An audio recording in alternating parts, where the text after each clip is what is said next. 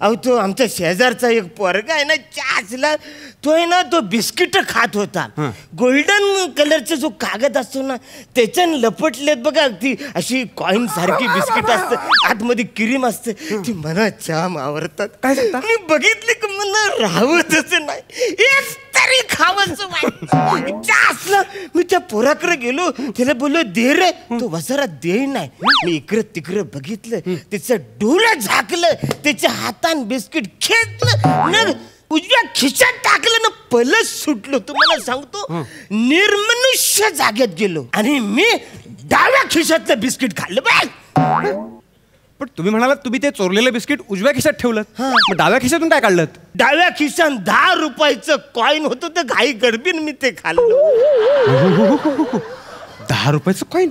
Doctor म्हणून तो PCO जाम झालाय.